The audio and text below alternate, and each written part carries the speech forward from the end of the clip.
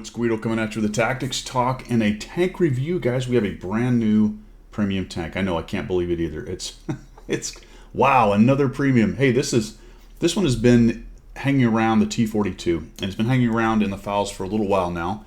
And there's quite a few others that are sitting there, and everyone's wondering, well, how is this tank going to be brought into the game? And Wargaming has done a kind of an interesting thing with this tank. It is a collab with Amazon Prime and a TV show called The Boys, which I happen to watch and like quite a bit. It's a bit of a millennial fever dream about corporations and whatnot, but you know, an anti-superhero show. I won't give away too much other than to say there's superheroes and they're not really good guys, and then there's the anti-heroes who are these vigilantes who are trying to stop some of the more, shall we say, vile or villainous superheroes. I'll just leave it at that. It's actually a pretty good show. I have enjoyed it quite a bit. So Wargaming has collaborated with these guys, and we now have The Boys style for the tank. So we're going to dig through this a little bit because there's a couple things going on with this tank. Now, it is a Tier 8 American Premium. You can see that it's got 4 slots for crew. And it looks a lot like maybe a T-69 hull with a single shot gun on it as opposed to the oscillating turret and the autoloader.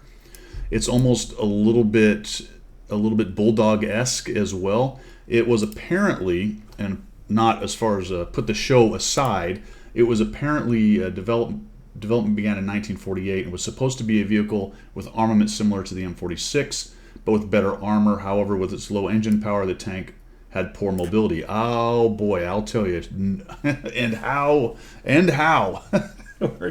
That is one of the negatives on this. So we'll look at the crew. It's got a commander, gunner, driver, and loader in there. As far as armor goes, it is somewhat angled. The turret is, we'll get into the numbers later, it's okay-ish. You can see it's got some decent angling. But the thing you're going to notice immediately is the 3D style, the big ride, and it says on the turret, which I think is one of the taglines for the show, never meet your heroes, right? They're just supposed to be superheroes, but they're really kind of bad guys, blah, blah, blah, blah, blah. You can see that it's got all kinds of cool things on it. A lot of this stuff is kind of from the show, some of the weapons they've used during the show, some of the characters' favorite weapons.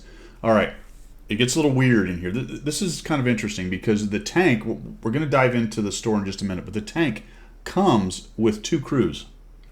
0 skill, brothers in arms, which is very nice, but you get 2. Because what you're going to get is you're going to get the boys. That's what I happen to have in here. We got Butcher, Huey, Frenchie, and Mother's Milk. Those are only 4. There's more of them. We'll get to that in just a minute. Or you can put some members of the 7 in there. You got Homelander. You've got Black Noir, which is a weird character. He's almost never in the show. I can't figure that one out. A-Train. I guess Black Noir is going to be important later. But anyway, and the 4th one is going to be the Deep, who is basically Aquaman. See how it's kind of, you get it. Homelander's like Superman. I don't know what Black Noir is. He's one each of all the crazy ninja superheroes that are out there. A-Train's a running fast guy. And then we got the Deep, who's basically Aquaman. All right, so, you know, not to say that they're ripping these things off or anything. Anyway, it's a good show, but you're getting 2 crews. Very strange. Very strange. So we're going to swap these back. We'll do it later. Let's take a look at how you're going to get a hold of this tank then. We'll go ahead and cruise over here to good old web browser. And we'll come on into the store. Now, I don't know why they have featured and specials. I say this every time. I don't know. But you can buy it in featured, in vehicles, or specials. In any event, you're going to get one of these 3 choices. Standard, extra, and ultimate. Extra and ultimate are going to add some gold and some other things to it. Let's just take a look at the $35 kit. What are you getting? Well, for $35, you're getting a Tier 8 premium tank, which is already a decent deal. You're going to get 2, like I said, 0 skill brothers in arms crews. We'll talk a little bit about that in just a second. You're going to get the 3D style that you can see in my garage. You're going to get 2 2D styles. Okay. You're going to get 5 missions times 5 of limited use. That will help you train some crews or something. We'll get to that again in a minute. Your garage slot, and you're going to get some special battle missions. I dug around. I think I found what those are. I have played this thing about 11 times, so I don't know if I've burned through them, but I think I know where they are. We'll talk about that as well. I do not have the 2D skins. So we're going to have to come down here and just take a quick look. These are part of the 3D skin. You can see that with a little bit more light as opposed to in my garage. Looks pretty good. And if we come over here, this is I think the boys version of the 2D. There's one more picture over here. You can see their faces, Butcher. We'll see Butcher. I don't really see anybody else on there. And then you've got the 7, which is more red, white, and bluish. And interestingly, here is Maeve. I think that's her actual name, who is kind of a Wonder Woman type Amazon hero. And that's one thing I wanted to mention is none of the female leads that are in the movie are in the crews. I don't know. I think that would have been an interesting discussion to have been a fly on the wall. I don't know why they did that, but they did. So let's see, we're got to cover up the background there. But they did, so you're not getting any of the female crews in there. All right. Now, crew-wise, let's jump in. We'll go right away into the tech tree considerations out of this because there's something you need to know about these crews, and it's kind of a bummer. So we're going to go to the vehicle details. We'll look at the crew. Like I said, commander, gunner, driver, loader, but you'll notice that the commander is also in this crew, the radio operator. So if we go to the tech tree, and we're thinking about, hey, I want a crew trainer, which I realize is not as big a thing these days. Noted. Crew books, all the ways that you can train crews now. But people still use their premiums for that. It doesn't match very well with any of the mediums. Where the Patton itself, the Tier 10, has 4 crew. Go back here. The Tier 9 Patton, the M46, and the Pershing have 5 crew. They have a separate radio operator. You see where I'm getting at here? It's just a little bit crazy. It's just a little bit crazy. If we go back into the garage, we have 5 American premiums and only 2 tech trees. And because you're getting 2 crews with this tank, I kind of doubt you're going to be training a crew for any American tanks, to be quite honest, unless this is your first premium. One thing you could do with this is potentially train a crew in there and switch them over. I'll dig into it in a minute, though. Maybe we'll just do it right now because I do not know if you can. I don't think you can actually change these guys. Looks like you can. All right, so you can. They're not locked into the T42, so that's nice. So if you wanted to use some gold, you could actually train one of these brothers-in-arms crews up and put them in another tank. There you go. So a little gold will go a long way in that respect. All right, let's move on to the next section. All right, clearly I could not remember what the next section was, but it is going to be, it's going to be the 3D model. Let's take a quick look at this. We'll start talking about the stats of this tank. This thing in the background is starting to tick me off. All right. Professionalism, baby. All right, here's the T42. You can see that the turret's decent. It's about 210 thickness as far as millimeters go. It is angled a little bit, which is nice right there. So you're going to get that nice red color. And around here it's going to be quite difficult to pen unless you're pressing the 2 key. 260, that's pretty nice. 230 on the flat plate, and it gets a lot better. There is a weak spot right about here, which I found about the first shot that hit me as I was peeking over a ridge with my supposedly strong turret. So there are some weak spots. There's these kind of spots right here, these little corners that are raised. There is a hatch right there. There's this spot on the mantlet that kind of stinks. And I don't know if there's another corresponding below it. Looks like there is corresponding point below it. And maybe even to each side. The mantlet's just not great. If you hit right on the gun, yeah, but the mantlet. So kind of interesting that there's some weakness right around where the gun comes out and then these 2 spots here. If you are hold down coming up over the edge, then that highly angled front armor is pretty decent. Obviously, anyone who can get to your bottom armor, that's pretty much butter no matter which way you're going to go. Not good along the side, just not a kind of an indifferent side scraper, all that good stuff. So as far as what this thing's armor profile that works, what it has is going to be the turret. And it's a decent turret, but it's not a great turret. I'll show you some examples in gameplay where things don't have a whole lot of trouble penning it. Still, it is a decent hold-down fighter. It does have -10 on the depression. So let's move on to the next section. All right, let's take a quick comparison amongst a bunch of its peers. So we have the T42, the LPC, another American medium that's relatively new. Also happened to have, if you recall, whatever the band was called, it had a collaboration there. T25 Pilot 1, a relatively recent American. medium, but not a great one, and that's kind of what I'm going to compare it to here. T54 Mod 1, one of the better premium tier 8s, as well as the T44, the Centurion I like quite a bit. It's a turreted hold-down fighter, a la the T42-ish.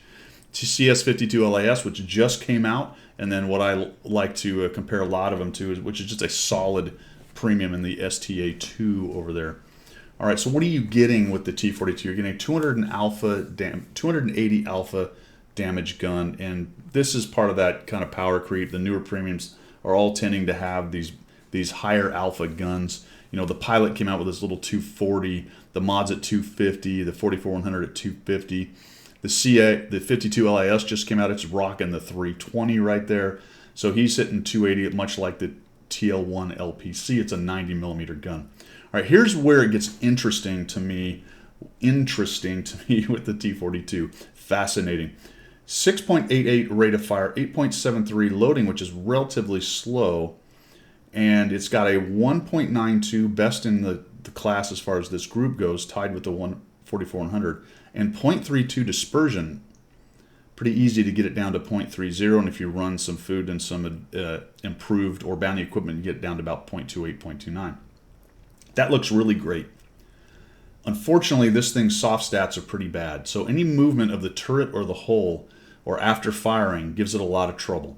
So while this looks like fantastic accuracy, in practice, the way the game is played, it's good but not fantastic. Now, if you're sitting still and aiming in, it is pretty darn good. But because of the way the game is played as far as poking out, moving, turning your turret, turning your hull, that kind of thing, you're going to find that it will be a little more derpy than you were expecting. The average damage per minute is right in there at 1926. It's towards the bottom of the rest of these.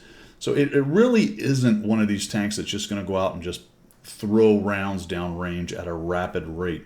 But it's not too far off of the rest. The hit points are at 1350, which is not bad. Here's where it really starts to, you know, this tank, the stats kind of trick you. They really do. It's not a bad tank. It's average, solid, balanced, if I dare say, which is going to make a lot of people say it's bad, but it is fairly balanced. But the stats actually look fantastic, which is kind of interesting. Now, this is where I'm getting into the 216 turret armor. When I looked at that initially, I said, oh, that's really great. That's pretty darn good. That's definitely a usable hold-down turret. And it is-ish.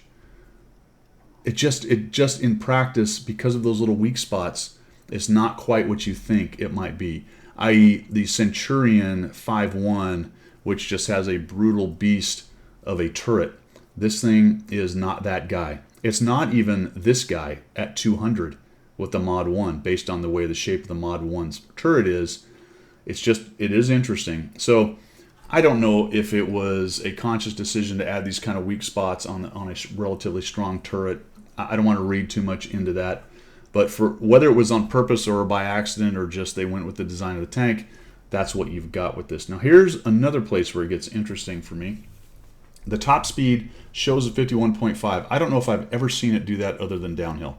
Why? Because it has a 500 horsepower engine and only 14.8 specific power. Look at that. Atrocious. I mean, its ability to get up and move, it is so sluggish in the maneuvering fight. It really suffers badly in that arena. 20 backwards is good, but again, it takes a while to get moving backwards. So it just isn't very maneuverable. Even though it shows these numbers here, you're just keying on this specific power. If you have a Pilot 1, you're going to understand on how sluggish the T42 is. The other thing I want to throw in here, and I don't usually key in on this too much, but if we go back up to the turret traverse, it's 38, which is one of the lowest, if not the lowest. Well, Centurion's pretty slow. So what's interesting about a relatively low turret traverse and a relatively low, where's the whole traverse here, at 43. In this game, because when you're snap shooting and maneuvering, you're maneuvering your hull and your turret and you're moving forward and backwards, and you are incurring these dispersion penalties because of all these various soft stats on these guns. Because that's what you're doing a lot to snapshot, that's going to make that 1.92 and 0.32 dispersion just feel not as comfortable as it would otherwise, right? You're getting kind of a false sense of, wow, that's a great gun, but you add all that stuff together and the gun becomes quite a bit more, I was going to say a little bit, but I'm going to say quite a bit more derpy than you might expect in there. So moving your turret, and the turret is sluggish. So one thing to think about there is if I'm moving my turret, if I have a fast turret and a slow turret, and everything else is equal, the fast turret gets the gun online faster so that the dispersion starts to close in sooner, and that snapshot is it has a better shot sooner than the guy who has a slower turret. Hopefully I explained that well. So all these things, they're all very small things, but you do feel it when you're playing this tank. It's very interesting. The rest of it's good. The view range is really nice at 400. That's fantastic. The camo is on the low side for most of these, but it's a medium and it's in the ballpark where it needs to be as far as that goes. So let's take a look at my stats, my setup, and then some examples of gameplay. All right, we'll just blast through this because I only played 11 games, 64%, 939. That's ballpark. I'd like to be above 1,000. My DPG is pretty low at 1597. Doesn't really support a ongoing 63%, but my last few games were much better. I had some really derpy early games. So I imagine this thing is probably more like an 1800 DPG for me kind of tank. 1.61 and 1.33 is okay. That 133 on destruction is low. Armor use at 0.4, it's approaching the 0.5, and that means the turret is usable on occasion. I banged on about it a little bit, but I will tell you about the turret. Use it, but don't completely trust it, right? So try not to duel those higher tier guys and go, ooh, you can't pin my turret. Okay, find a better plan. But if it's a same tier or lower tier, you can expect some good bounces with the whole fighting on the turret. That's the way I would talk about that. The hits is 71. For a while, it was down at 65, and the gun was really trolling me. I learned how to play it a little bit better, be a little bit more careful on the gunshots. That's getting up closer to where I want it to be. It really should be closer to 75, especially with that accurate supposedly of a gun. But it does speak to, low sample size noted, but it does speak to some extent, the derpiness of the gun when you take into account all the soft stats as far as the penalties to dispersion for various things like moving, firing, turret, hold, yada, yada. We managed a whole 2,630 in those 11 games. That was my best game in there. One vehicle spotted assist is okay at 539. So not a whole lot to read into that. As far as how I have this thing set up, all right. This is a setup is a work in progress for me right now. I know there's a lot of opinions, but this is what I did with it. This is a standard basic setup from years past, all right? And there may be better ways to do it. I will say potentially the rotation device thing might be a game changer for this tank to help with its soft stats. And I may try that later on. But for the moment, I've got my vents, I've got a rammer, and I've got a vert stab on there. So maybe changing the vert stab out for the improved rotation device, which is going to get you a little bit less total, but in more situations, it's going to help you out. That's my understanding on that thing anyway. But if anyone has better ideas, throw it down there, down below. I don't have the crew in there, but it did get my dispersion down to 0.3, and it looks like it's still at 0.3 even with the bad crew. It doesn't really matter because I don't think there's any crew stuff that helps other than Brothers in Arms, and that's what these guys happen to have, even though they haven't trained a thing yet. Large kits, large fire extinguisher. Again, if you're going to run food, you can run directives, do some other things. It's going to help a little bit with the gun handling. So you can go into try-hard mode. You put some purple equipment on there. You run some food. You run a directive. You're probably going to have a much better handling gun, but not everybody can do that. So I ran more of a basic setup. I did have a pretty good crew in here because I used books on it. Realized that the Battle Pass thing is ongoing right now, so because I bought the improved Battle Pass, I had some extra books laying around, and you can, of course, buy books as well. This crew is Brothers in Arms, but doesn't have anything else, so if you want them to be good, then you're going to throw books at them, but you can see that this is the crew that I basically ran with, so it was 2 skills and working on the third one. So good, but not top of the line. All right, let's take a look at some examples of gameplay. All right, first example, I actually did this on stream right after I got the tank. It's the very first battle. Set it up, put a few books on the crew, running 12 APCR. It does have APCR. I did not mention actually the pen. 268 is pretty good for APCR. It's a little bit low overall for dealing with 10s.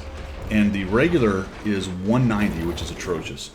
All right, so it's going to make you want to, or feel like you need to, or just use the APCR, the gold. It's unfortunate, but that's kind of where we are in this. In theory, this tank has a lot going for it. Reference the accuracy of the gun, but in reality, I think that bonus or that attribute is much less than you might think. So we'll just watch this and see how it goes. Like, I bounce off the IS-3 there. Fairly decently armored tank. I'm not sure where I hit it. Thought I got it into the flat-plated side of the pike nose, but clearly not. All right, so one of the first times I come over, I go, hey, I have a good turret, so let's just see what we can do. Oh, look at this. That feels good. So we got our first damage in here. I took a already hit, whatever. What can you do? So we'll come in here, and I'll like, okay. Yeah, I'm like, wait, what? This is where I learned that the mantlet is not so much. So that's that weak spot area, fellas. And it looks like part of this light, or right in this area where it's flat plated, and the mantlet's not really amazing, so watch out for that. Watch out for that. If you are not the big king turret that you might feel like you are just by looking at the numbers. It's like artillery wants to keep shooting at me right here. And to be fair, the Carnarvon AX has got some pretty decent standard pen. Looks like he's just shooting regular AP. So I'm going to have a hard time getting through his hole. I'm still looking at trying to figure out where he hit me. That's where I finally figured out where it was. I was talking on stream when I did this. So the reason I came into this spot, I'm top tier, so I get top tier. I eat another shot. Ouch. So I eat another shot, and that one goes basically the same place. So the it's tough, isn't it? Man, it's tough. All right, so watch out for that, guys. I decided to go into the brawling area. I was top tier. There wasn't a whole lot over there in theory that I was too afraid of, and I figured I'd kind of be wasting my time down in the south anyway. So I'll help the team win up here. I'm looking for an opportunity to move across this road and get up in these guys' face, but I don't want to do it exactly yet. They've got a lot of tanks over there. I can see that we're starting to come around their side. Our CS-44 and 59 are all the way on the north side of the map, so because there's so much of our power over there up north right there, I don't want to just push across and get isolated and killed. Looks like the rest of my team's sort of sitting back for the moment anyway. I'm going to try to get into, I don't know what I was trying to get into, maybe his turret ring. I have no idea if the turret ring is weak on the AX, so I just took a stab at it right there. He's down to low hit points, but I'm about a 2-shot as well. We'll just try to figure out, is this IS-3 going to make a runner? I thought it might start moving. KV-122 died. That's one of the tier 6s. We're starting to build a bit of an advantage. You can see there's a scrum going on down at the bunker down there, and not much way in the south. In fact, the 122-44 is moving across, which is very odd, so it makes me feel like most of their tanks are over here with us. Another good reason why I didn't want to just push willy-nilly straight into their strength here. We're starting to fold around them. You can see that the one SU and the T-71 have come around their side. So I feel like it's time for me to stop being as big as Sally, and we'll just move on in here. You can see there's guys in the middle, but that's good, because moving across this open spot can be dangerous if you don't have anybody stopping them from sitting about right here. You can see that the T26E5, for whatever reason, named Spaz, appropriate, checks out, is staring at the guys in the middle and not worrying about taking down the guys up here in the heavy brawling area. I didn't actually pay attention to that until a little while later, noticing what the heck that guy was doing. So we get rid of the IS-3.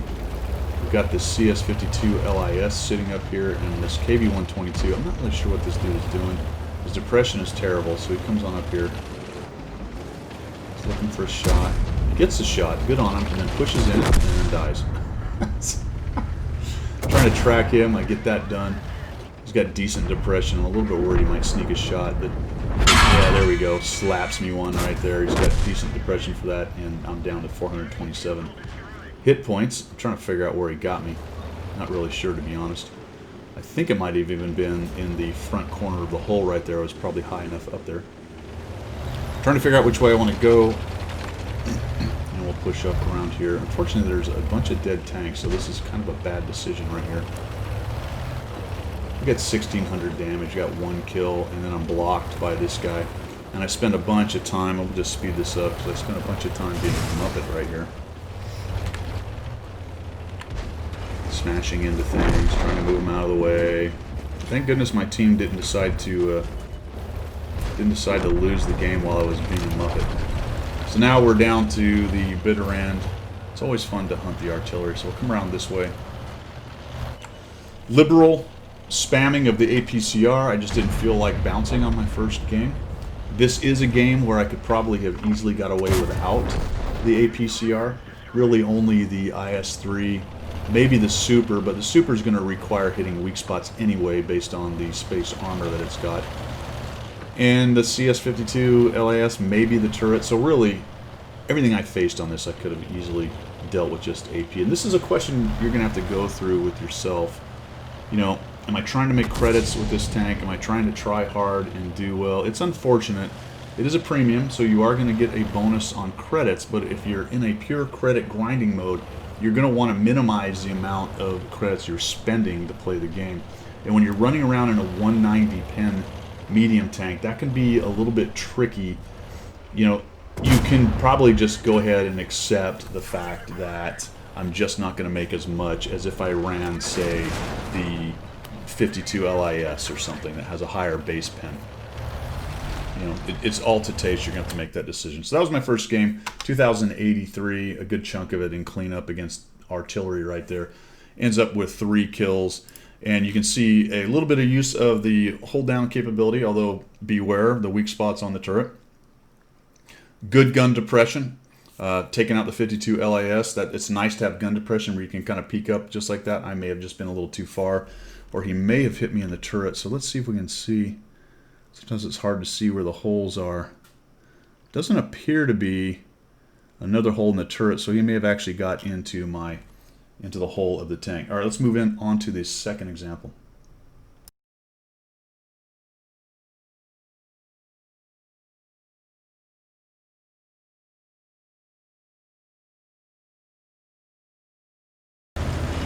Alright, again, top tier. We're on Murovanka. I only show you guys top tier games because that's where I do well. Okay, that's all I ever play is top tier.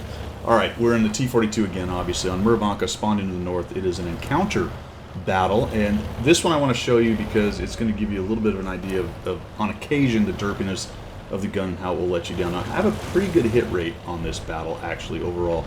So it didn't affect me too much, but we'll get into a couple shots here that are interesting.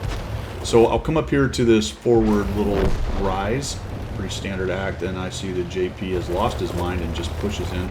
I like the aggression. There's that nice depression. We'll just sneak over, shoot him. That gets us spotted. There's an M44, so I'd like to avoid getting shot by him as much as possible. Just keep moving and make it a little bit difficult. The Udez is up in this area, and then all of a sudden I find the Sturv and the 122. But I'm getting some backup. I've got the Progetto here, and then I'm going to push in, and holy cow, the LAS is right here. And wacko, he just spanks me. Did I just take another shot into the turret? I sure did. Just right into the roof. You know, have I beat up the turret on this thing enough? I think I have. It's going to let you down, right? It's going to be good on occasion. There you go. See, the Sturv just bounced. 150, you're right there.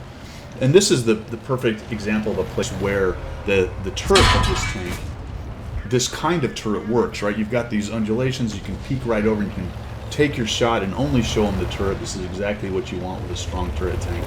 But you get these tanks that are sort of half strong turrets, and sometimes people are able to just punch straight through it. So it's better than having, say, you know, 50 hit points in turret. You get a little goobered up right there.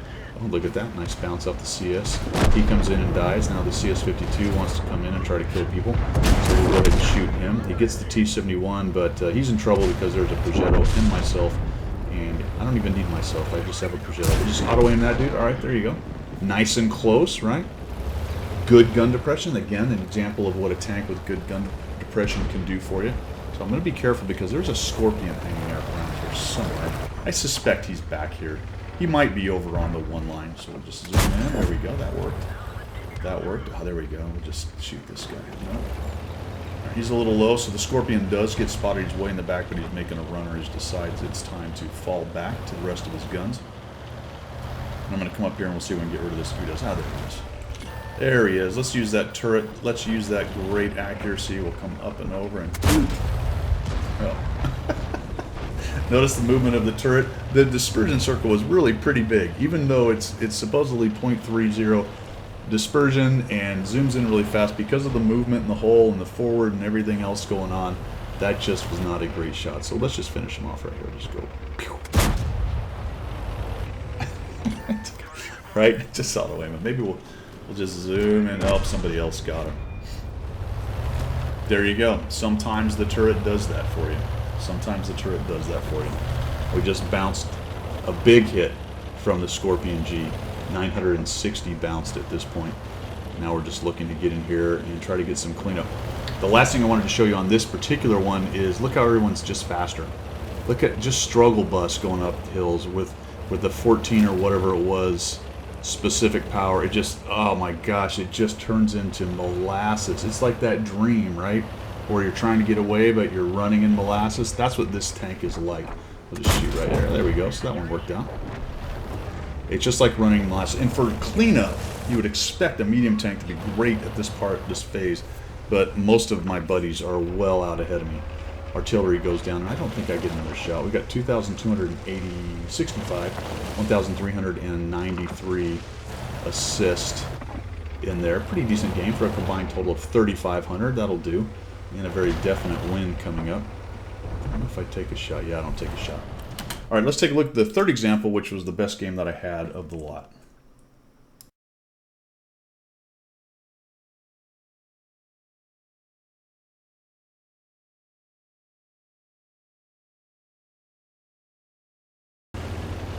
This was actually the 11th game. I had played 10 and I was about to do this review, and I realized I wanted to play one more and see if I could see what missions were tripping, because I wasn't sure what these missions were that they gave us. I didn't show it to you earlier. I'll try to remember on the wrap-up. We'll dive into the UI and see which missions I think they are. I might have already gone through all of them, so I apologize. I didn't realize it came with any kind of mission in there. In any event, we're on Erlenberg, spawned into the north, standard battle, coming over to the castle on the west side, and we're going to use the depression. And we can see this guy. I should have been more aggressive pushed up because he's out in the open. I would have got a shot there, so I really just let that shot get away. I'm going to let him go, and then we're going to come up here and see if we can get some shots on these guys. I get spotted. A little bit worried about Artie. I don't want the 53, 55 to ruin my day. I do have to watch my 6 o'clock. That's probably never going to pen with a regular AP, unless I get really lucky and happen to hit one of his hatches. Now we've got the T42, and pretty soon a M103 will join him. So I'm going to come up over here, see if we can get another shot. Trying to sneak around on this guy. I get a bounce from the patent. I miss him, and I do not bounce a T30, which is using one of the stock guns, thank goodness. Otherwise, that would have been a 750 Blap. So I'm trying to find out where that shot went. I don't really see it. I do that a lot when I get a new tank and I'm trying to figure out what's going on. I'm like, all right, where did he pin me on that? It did come from the side, so it may have been kind of a side hole or potentially a side turret shot right there. So we'll come around this way. Minus 10 is nice, but it's not quite good enough for that. We'll back out of that. We're spotted. Now we've got the T54 and the 103. The poor Udez gets caught out and dies a horrible death. Probably never going to pin that shot, so we'll switch over to 2. A little bit more pen, and now we're going to have to try to play peekaboo on the 103 turret. See if we can do this. Alright, if you got some time and you get it zoomed in, it's pretty darn accurate. Pretty darn accurate. This Pershing is driving me absolutely that stuff crazy. Because just as I'm trying to aim in, he's pushing up there. Now we're both trying to get a shot, so I don't think he has any idea that he's causing angst in my life. T26 E5 takes a shot. One thing he does that irritates me, and we'll take a look at him and try to sneak one, but the 54's got good angle and decent side armor. Let's see if we can sneak one in. Stop! He's trying to decide whether he's going to come up. The ISU 152 is trying to get a window shot. See that window right there? Sometimes guys will get up about where he is. There's a hill right there on the H line that's a little forward. Usually they're back here. There's a hill there guys can get on, and you can shoot through that window at people doing what I'm doing. Now I'm going to try to get into, there we go, up under his track right there. Nice thing is it's APCR, not heat, so the track won't heat it. And that'll hopefully dissuade him from doing too much more of that. There's that ISU. He just takes a cheeky shot at me. Thank goodness he missed, because that would have hurt. turret was turned away from me, so I'm going to get into a little bit less armor when he does that. 103 is back now, and he's got a shot into me. That one bounces, so that hurt. Not really sure where it hit me on that. Oh, look at that. Is that a hole right there? Yes. Right there. That weak spot is killing me. Every time I think about it now, that weak spot right around the gun is absolutely... Man, it's just painful. Painful. There we go. We'll sneak one into his side armor. Up underneath his track right there, into this hole. It looks like he's in trouble. Looks like the person's going to take a shot.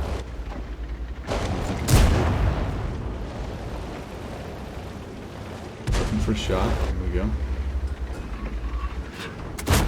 Bounced it. Oh, bummer. Pershing might be able to finish him off. No, doesn't. Now that's the thing I was talking about right there. He took a shot and then continued to poke up and forward instead of backing out and letting the guys behind him have a shot. We'll track him, so we're going to look for the assist and the damage. There we go. So we get a little assist and a little damage. Always look for those shots if you can. We'll pick up a little bit of extra XP, a little bit of extra total damage in the case of the assist. Now I'm just going to change. There's really no reason to sit over here anymore. We can go around the corner against the 54 and the Indian, but there's a 152K back there. So why push on him? Let's move in here and see if we can't come around and farm some damage. And farm some damage we will. I see the Indian Panzer making a runner, so I figure he's probably going to clear. If he continues in that motion, he's going to clear out into the open here. So let's just see. There he is. So we'll just get a little lead fire. Got a zoomer in. There we go. Nice and accurate when fully zoomed. Waiting for this. Come on, baby, reload. There's that kind of long reload. I have no idea if that hit. And that's all we got with that guy. We've used all our APCR, so now I'm going to work around. The reason I'm not going to go in the road is I don't want to proxy light myself. I don't want these guys to know I'm coming any sooner than they have to. The ISU is still sitting in that spot. That's good, because this can be a dangerous move if he's moved back into those trees back there and I get spotted. But the good news is he is not there. There are some other tanks that are not lit. I'm going to prioritize that guy because he's a one-shot. So we'll get rid of the patent.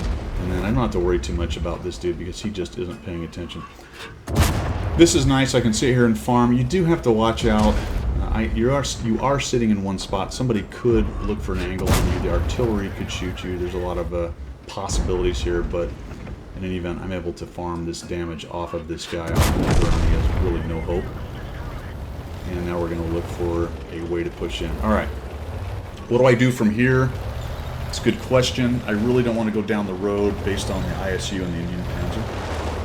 So I'm just going to turn around, and I want to get through there, but the TS5 goes, and then I get soap rocks, and I slide sideways and get all hoovered up. And we finally get up and over. And I'm going to take the shortcut. I want to cross over to the other side. So I know that there's a ramp right here and a ramp on the other side. I'm glad that the T30 or somebody wasn't sitting there, maybe the prototype, waiting to shoot people who might be doing something like this. So I get away with it. That's nice. We'll push on in here. There's that specific power again. It's just a sluggish. It's just a sluggish medium. It really is. We'll go over here and I use these bushes.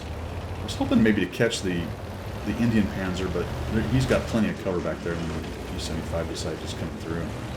I'm honestly trying to get out of this guy's way. I'm like, I don't know what you're doing. And, okay, I guess he just wants to go through. So I just stop. Just go. Just go where you need to go. Now, he actually gets seen and missed somehow. Take a little shot at the Indian. I'm glad I didn't get lit, because I feel like the ISU would be back there and might just eliminate me if I get lit. I'm going to wait here. We're at 2,348. Probably should have just pushed across the water. I'm being a bit of a wimp here. You can see the TS5 just right up the middle. The prototype's over there. He's going to die. That's going to leave the ISU and the Indian. Don't have any shots on him. And the T30, which I don't know where he gets seen. Oh, that's right. He's right in there. So push across. Oops, that's not the way I want to go. I need to go this way. Because there's the ramp that I can go up without dying. T30 gets seen. I'll just take a random shot that I know is not going to work. We'll speed this thing up because Mr. ISU surprised me. I'm trying to take this kind of outside move. I'm thinking he's up in here somewhere, and then, holy cow, he's actually over there. So we'll shoot, get some spotting damage. Looking for that last shot. Are we going to get it, or somebody else kill him? Somebody else will kill him. 2,630, 718 assists with 2 kills. Bottom tier, but it's only a 2-tier battle. 9s and 8s. All right, let's wrap it up.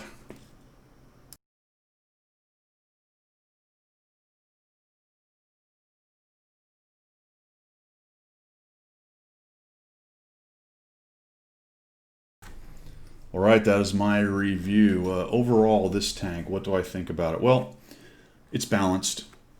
I think there's a couple stats that make it seem like it's going to be really great, but it's let down in the region of mobility. The turret looks good, but it's got some serious weak spots going on.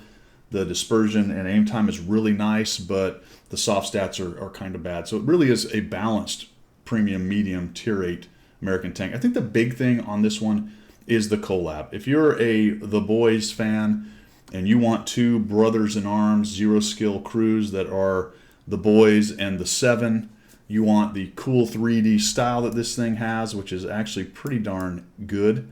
I'm not a big fan of the writing on stuff, but whatever.